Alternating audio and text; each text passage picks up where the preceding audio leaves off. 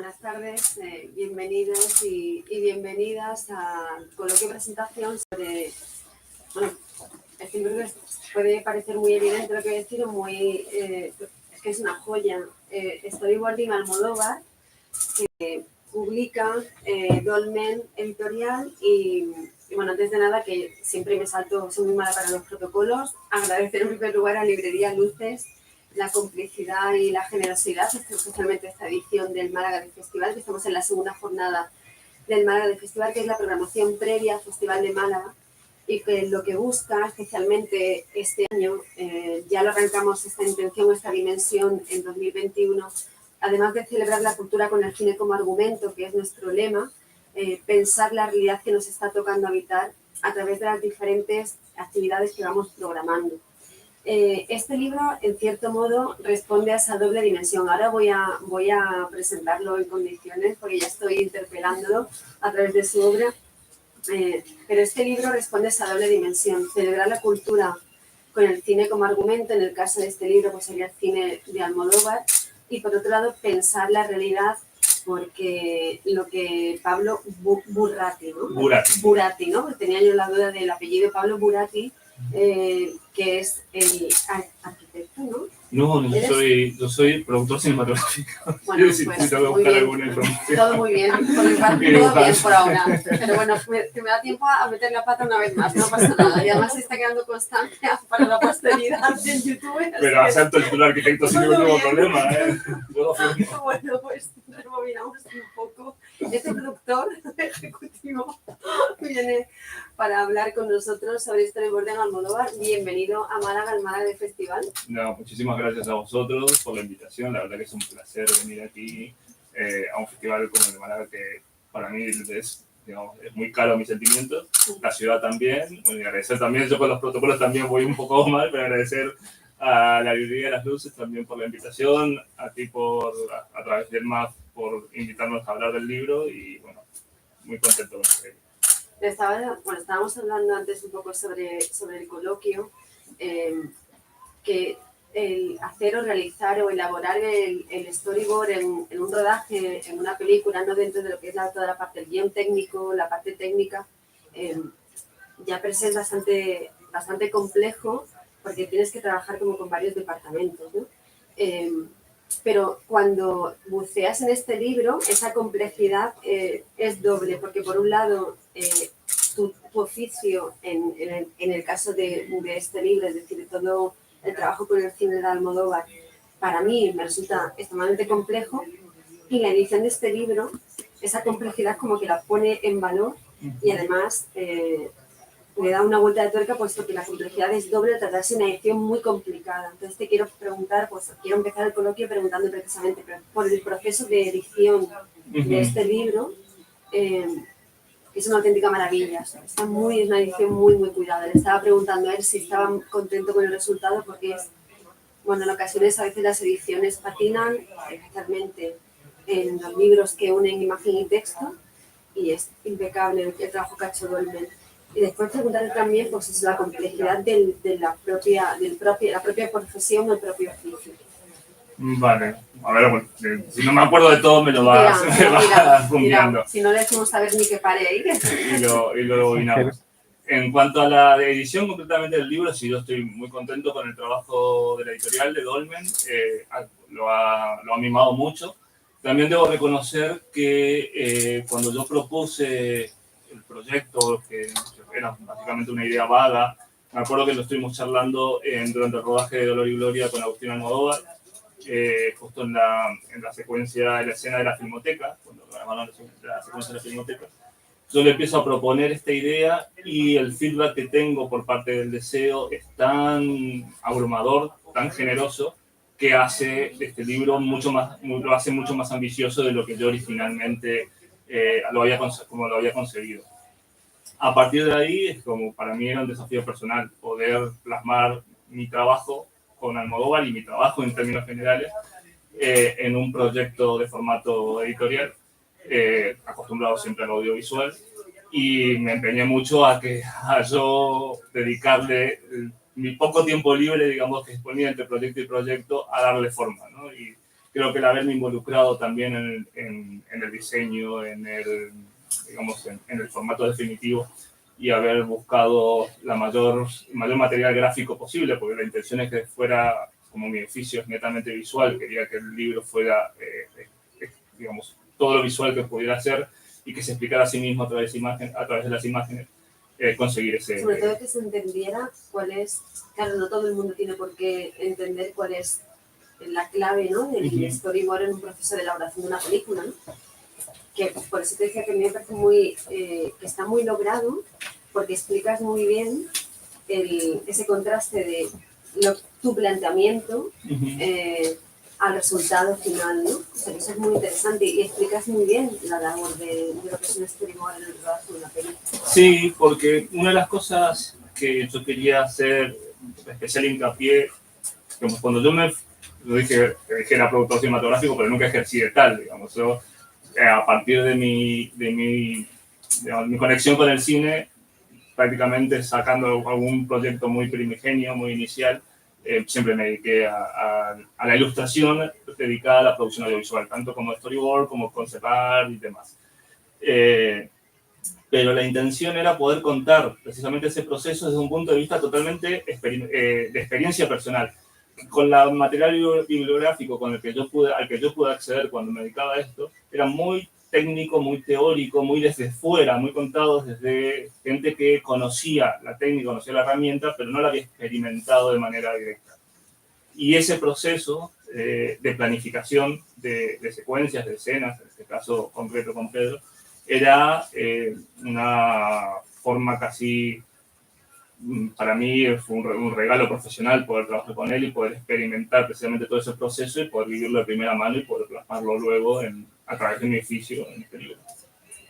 Ahora que mencionas, bueno, pues tu oficio dentro de, tu labor, tu mirada, no encontraba la palabra, tu mirada en las diferentes películas de Almodóvar, te quería preguntar precisamente ya en ese viaje que vamos a ir un poco de lo general a lo concreto, para ir repasando algunas de las pelis que aparecen en el libro, ¿qué hace diferente desde el punto de vista de tu mirada al cine de Almodóvar? A ver, en cuanto a lo que me involucra a mí en el proceso de desarrollo de la planificación, digamos, de su puesta en escena, de su puesta de cámara sobre todo, es que Pedro tiene una generosidad inmensa a la hora de involucrar a su equipo técnico. Y eso hace que a mí me facilite mucho el trabajo porque me permite ir a los ensayos, a ver cómo él está en un set trabajando con los actores o trabajando con el espacio donde va a ubicar la cámara de una manera tan directa que me permite a mí involucrarme de otra manera, ¿no? No es el caso como en otras situaciones que también se da con él, porque es lo más habitual de sentarse en un escritorio, en una oficina y empezar a bajar a papel lo que hay en la cabeza del realizador, que estar interactuando directamente con el material, ¿no? Con el espacio, con los actores, con los personajes, con los elementos que conforman la escena, el set y la puesta de cámara. Eso hace, y también que es una puerta abierta que los últimos años lo he vivido de una manera hermosa, a poder involucrarme incluso a nivel de proponer, ofrecer, dar alternativas, que luego él absorbe o no, según su propio interés, ¿no? Según lo que esté buscando. Eso para mí es casi mágico. O sea, tener esa permeabilidad, esa generosidad por su parte de poder facilitar el trabajo a tal nivel de exploración, digamos, hace que después el resultado se vea, por ejemplo, este libro, como los dibujos están tan cercanos luego al fotograma filmado. Te quería preguntar, ahora que has mencionado varias veces que es un cineasta generoso a la hora de involucrar al equipo técnico, ¿no? Al equipo técnico, que es muy importante, ¿no? Porque siempre se está pensando en el equipo artístico, ¿no? Pero el equipo técnico es fundamental. ¿Alguna vez has llegado a influir en el cambio del planteamiento de alguna escena que tenía pensado que tú, bueno, puedas decirle, mira, este es el mejor tiro de cámara o esto es el mejor resultado final? ¿Has llegado a lo mejor a influir ¿O no llega a ser tan generoso en ese sentido de...? Yo creo que lo que pasa es que llega un momento donde en ese cóctel que se genera de intercambio de propuestas, opiniones o intenciones de resolver una secuencia, es tanto lo que se habla, tanto lo que se comenta, que llega un momento donde ya uno no sabe hasta qué punto pudo haber aportado eso concretamente o fue algo que fue surgiendo sobre la marcha en el hecho de dar y ofrecer y dar y ofrecer. En algún caso creo que sí, y en otros casos creo que el resultado final fue un producto de muchas cosas que se fueron conversando en ese momento y se terminó gestando en la manera que se terminó por ver luego en pantalla, ¿no? Mi sensación que en algún caso sí pude haber ofrecido alguna alternativa que quedó finalmente en pantalla, como me lo ha pasado con Almodóvar, como me ha pasado también con otros realizadores.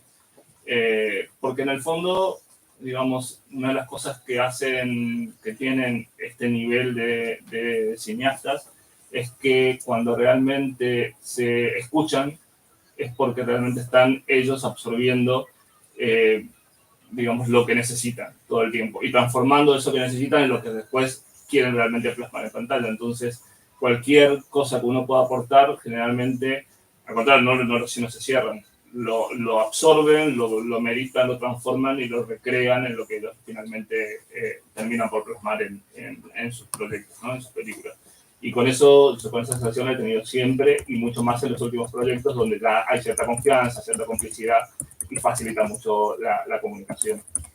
Antes mencionabas, bueno, en el libro aparecen los storyboards de Los abrazos rotos, La piel que habito, Los amantes pasajeros, Julieta, Dolor y Gloria, La voz humana. Y como antes mencionabas a Dolor y Gloria, que bueno, que es donde, digamos, en esa peli, en el proceso de elaboración de esa película, es cuando, digamos, Agustín Almodóvar y uno pues va un poco impulsándote o ayudándote a la realidad que es este libro. Y te quería preguntar, es una auténtica maravilla, ¿no? Porque, bueno, a ver si tenéis la maravillosa decisión de comprar el libro, porque, bueno, aparece Dolor y Gloria y aparecen algunos storyboards, después encuadrar el tiempo, entonces comienza a describir el papel del storyboard en esta película, en la escena de, aquí donde me parece hacía el monólogo, ¿no? Si la escondía, me parece que es la gran escena de esa peli. La escena de la película, de la piscina de Antonio Banderas, cuando está Penélope Cruz en el pueblo, también en el río, ¿no? Que está lavando. El contraste de los dibujos, las ilustraciones, al proceso de las fotografías, ¿no? de rodaje. El coro es una auténtica maravilla. De todo esto que aparece, por ejemplo, en el caso de Dolor y Gloria, ¿qué es aquello que te costó más?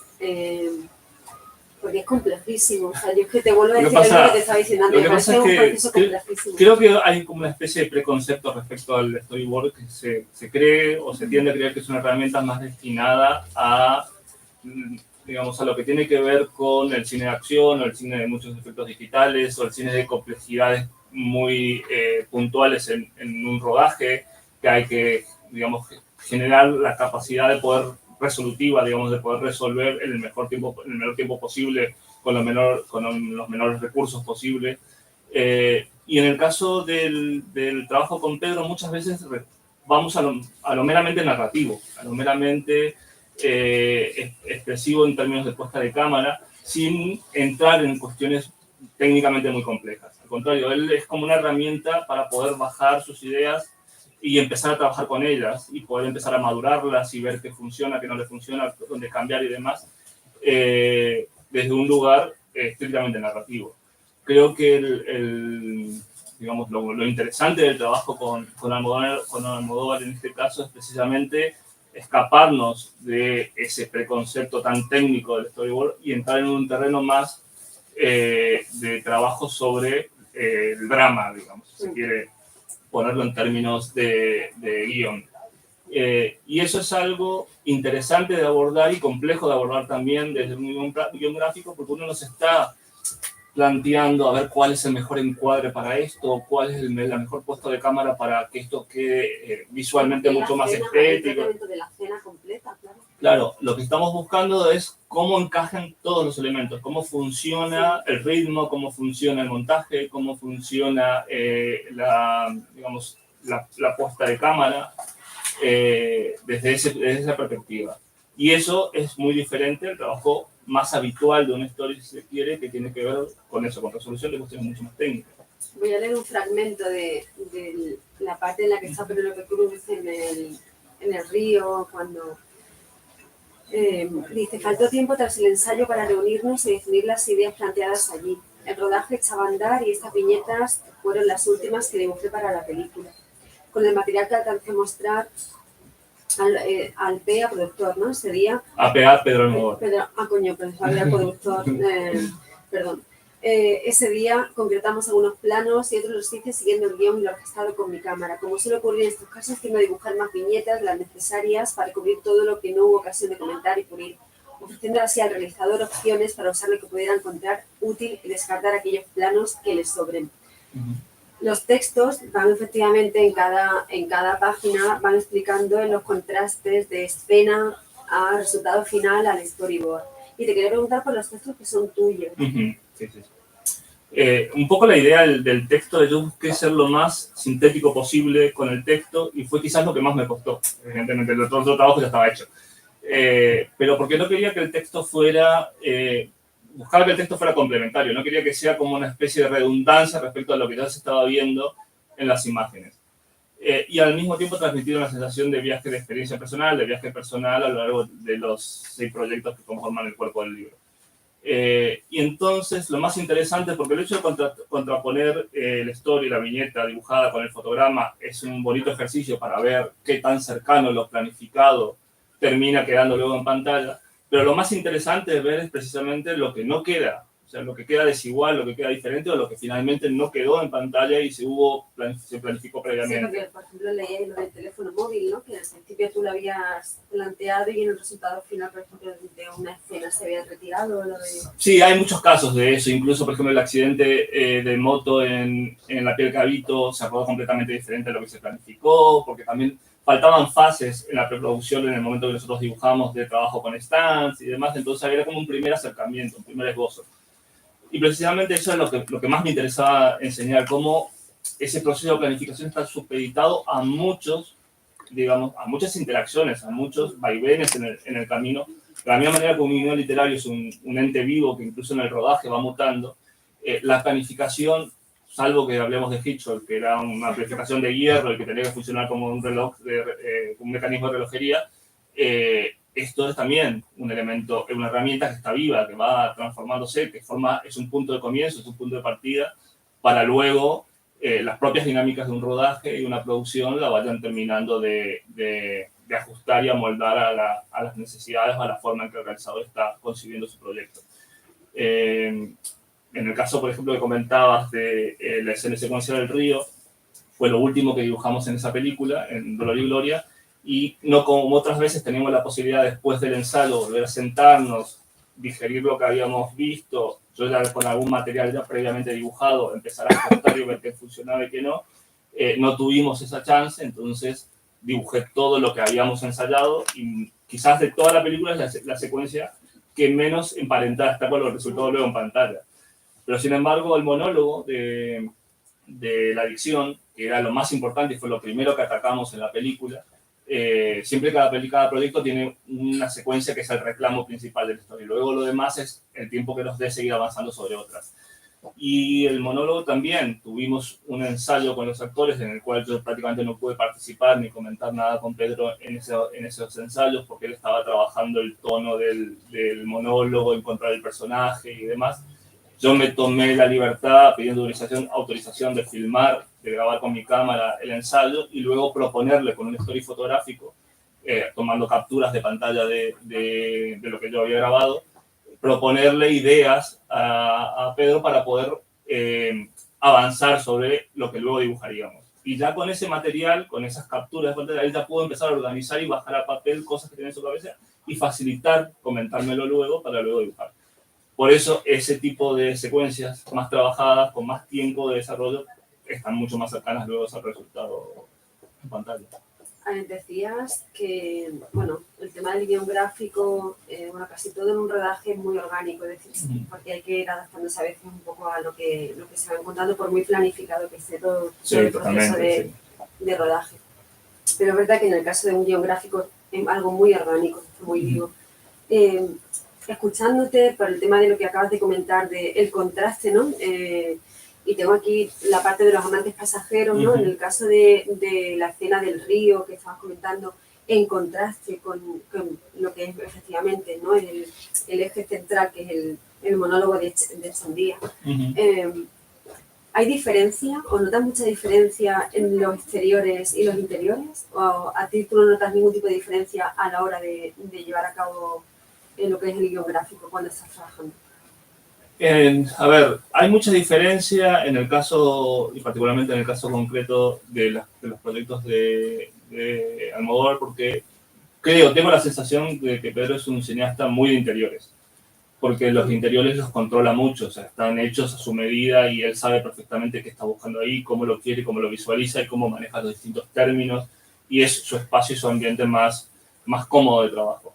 Los exteriores siempre están supeditados a mucho ruido, si se quiere, de gestión, ¿no?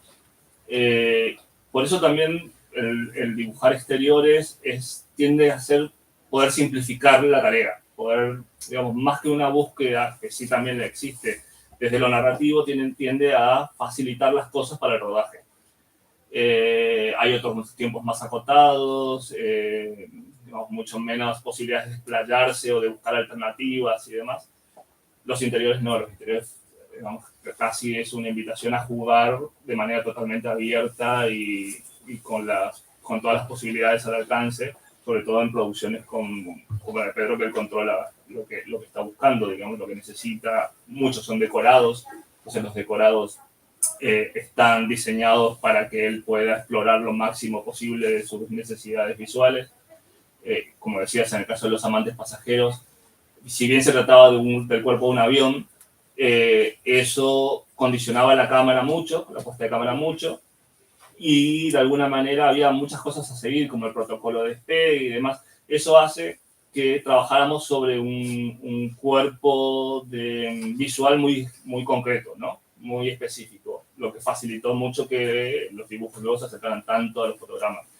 Pero al mismo tiempo, toda la estructura de ese avión, de los dos aviones que se construyeron, tanto el de plató como el del aeropuerto, estaban pensados para poder jugar todo lo posible con la puesta de cámara. Y de los stories que aparecen aquí en el libro, ¿cuál es el que tú dices, me quedo con esto? Me quedo con esto, uy, qué difícil. Yo creo que si hablamos de proyectos, del que más contento me puedo sentir, pero como proyecto, es La voz humana, el último, porque dibujamos todo el guión. Si bien es un cortometraje, fue el que pudimos experimentar la posibilidad de dibujar las 20, 30 páginas, no recuerdo cuántas eran exactamente que tenía el libro, dibujarlas completas. Incluso redibujando alguna secuencia que tuvimos que cambiar por cambios de escritura de guión, incluso algún cambio de vestuario también que se agregó a último momento y que me pidieron que lo agregase.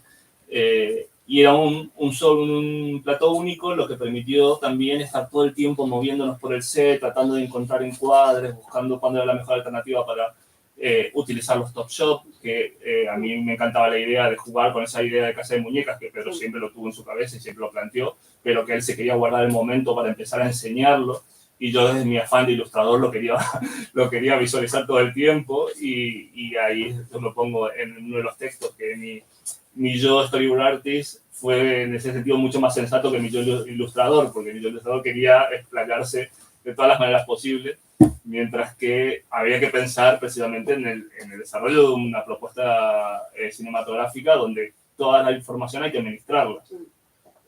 Y ese juego es el interesante. Quizás no hay en los dibujos cuestiones de resolución a nivel dibujo que sean exageradamente complejas, al contrario, son bastante sencillos, pero sí las planificaciones es donde está realmente el desafío. Digamos, donde entender por qué hay un desarrollo concreto de utilizar determinados planos y de qué manera esos planos van interactuando con el anterior y el posterior, desde un lugar de expresión narrativa y visual, y por qué se están eligiendo, y por qué se están dibujando de esa manera, y por qué al final se quedan así o cambian. Es un poquito el juego en el que quiere entrar el libro y transmitir un poco esa experiencia. No sé si queréis preguntarle algo a Pablo. Hacen que te la ¿Qué tal, Pablo? Hola. ¿Qué tal? Me alegro mucho de verte. Igualmente, ¿no? Nada, no, que enhorabuena por el libro, he tenido ocasión de ojearlo.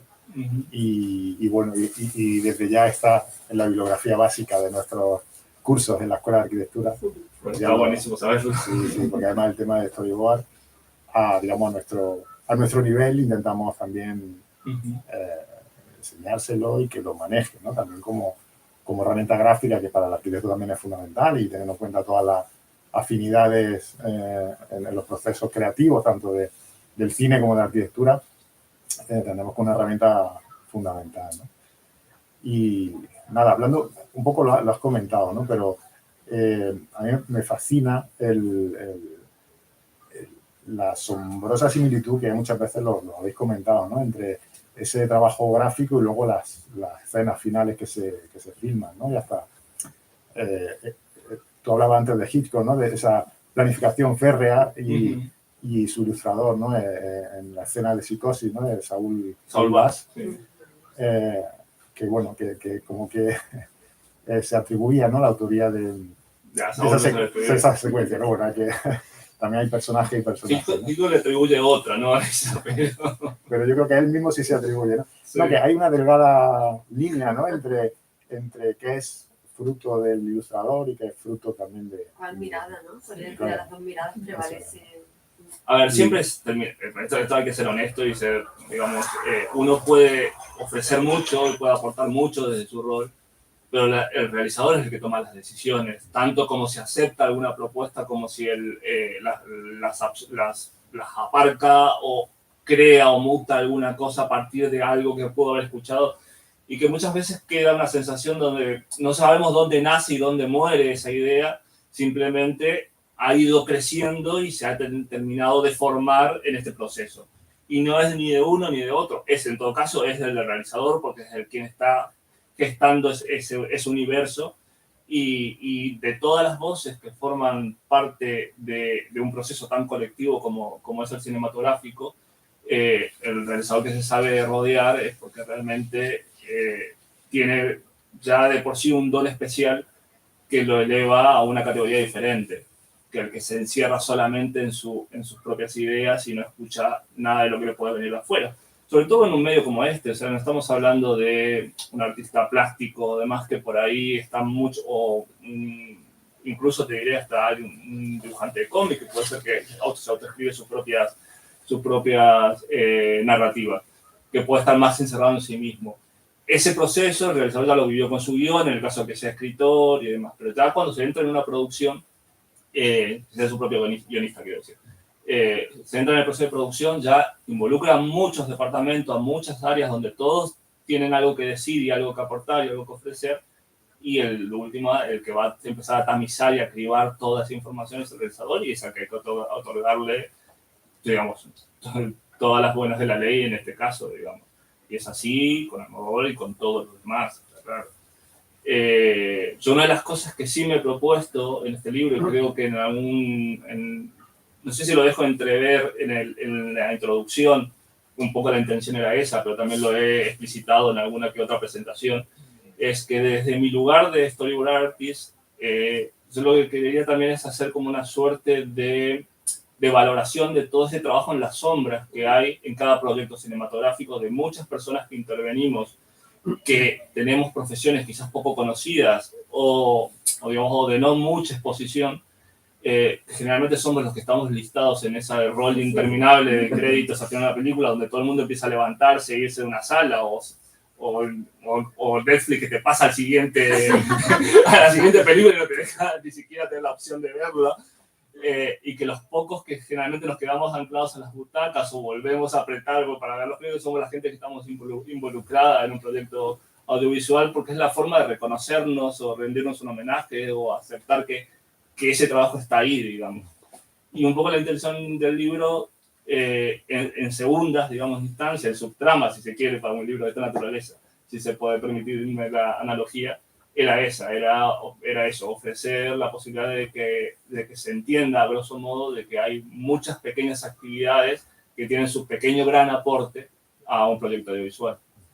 Entender el oficio, ¿no? Porque yo creo que a casi todos nos ha pasado de estar en el cine, ¿no? Y leyendo y alguien dice, storyboard, eso que no. Pues, sí. O sea, este es un libro ideal para entender cuál es la labor de alguien que se realiza esta tarea, ¿no? Dentro del complejo proceso del rodaje. Y lo interesante es que, como te decía antes, si bien existe esa especie de idea preconcebida de que el storyboard es una herramienta para un determinado perfil de producción, digamos, cada vez vamos más abandonando ese prejuicio. Porque mucho más, o sea, tiene una mirada mucho más autoral que... Estamos viendo todo tipo de producciones y todo tipo de perfil de cineastas que echan mano de la herramienta de una forma muy naturalizada ya, con mucha, digamos, con mucha buena predisposición a incorporarla dentro de sus procesos de preproducción. No sé si alguien más tiene una pregunta o os dejo ya para que firme. Yo tengo una a nivel profesional como librero.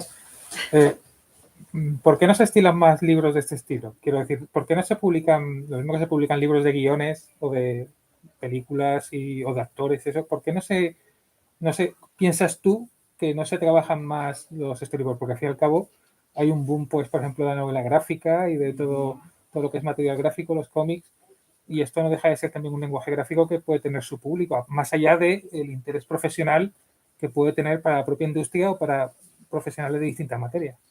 Es una grandísima pregunta porque yo también me lo he estado preguntando desde el momento mismo que preconcebí la idea de un libro así.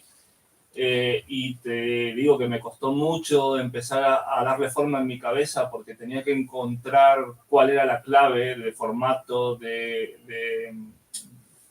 sí sabía, y era evidente, y no estoy descubriendo nada, que el nombre Almodóvar de alguna manera era la gran referencia para poder hacer esta propuesta. Pero detrás de eso existe lo que hay y que podría tratarse de este cineasta o cualquier otro, o de una manera incluso genérica. Y digamos, para los que estamos conocemos el medio, sigue teniendo un gran valor en sí mismo, digamos, depende de que salió el autor o sea cualquier otro. La prueba está que justo antes, la semana antes de venir para aquí, yo hablo con Dolmen para pedirle que me reservaran unos libros que me había pedido por nuestras personales y me dijeron que en la distribuidora solo quedaban los ejemplares que habían bloqueado para esta presentación. Por lo cual hay demanda de este tipo de material, incluso que es un material que, digamos, sin ser costosísimo, tiene un coste de producción importante y aún así hay demanda, digamos, hay interés. Yo creo que digamos, hay muchos libros, sí, de formato de arte y estilo de películas, que tienen que ver más con una suerte de making of muy estilizado de vendernos la parte fetiche de un proyecto, digamos. Pero de meterse en las tripas, en las cocinas, en ver de una forma más visceral cómo se va construyendo un proyecto, todavía es como una sensación no de falta de interés, sino de falta de apuesta. Y por eso mi doble agradecimiento a Dolmen, porque desde el momento que le trasladé el primer borrador, enseguida incorporaron la idea como propia, quisieron que el libro formara parte de su catálogo, y de hecho hablamos incluso de posibles segundas ediciones incorporando quizás el material de Maves Paralelas, que ya está dibujado, y cualquier otro proyecto que pueda venir a futuro. Que ojalá sea así, porque yo, evidentemente, primero, me he encantado con eso. Ojalá tuviera una respuesta, porque creo que demanda hay, creo que interés hay, y creo que estamos precisamente en un momento, pese a que salimos de una etapa muy difícil y todavía estamos transitando un periodo donde todavía las cosas no están muy claras, sí hay interés, sí se está vendiendo, sí hay reclamos por este tipo de material. Bueno, pues muchísimas gracias por acompañarnos. Os pido un aplauso para Pablo Moratti, por favor. Aplausos, en fin de semana festivo, largo de puente y todo lo demás. Y yo os recuerdo que hasta el 17 de marzo tenemos un montón de actividades distribuidas por toda la ciudad de Málaga que tienen vinculación con el cine, con el lema de celebrar la cultura con el cine como argumento, así que os invito a que forméis parte de ellas. Muchísimas gracias y nos vemos. El siguiente es el viernes 11 de marzo, decíamos, ¿no? Sí. En Librería Luces tenemos aquí el siguiente acto con La lentitud de las ramas. El 12 de marzo tenemos al crítico de cine Javier Ocaña, que viene a presentar su libro sobre cómo enseñar cine de Blancanieves a Kurosawa, ¿no? Cómo enseñar cine a los niños. Y cerramos con Rodrigo Sorogoyen y con Daniel Jiménez con El plagio, que lo he visto antes por aquí. Sí, está por aquí. Está por ahí, que es, bueno, un libro muy valiente y muy recomendable. Muchísimas gracias y nos vemos, como siempre digo, nos vemos en el cine. Muchísimas gracias.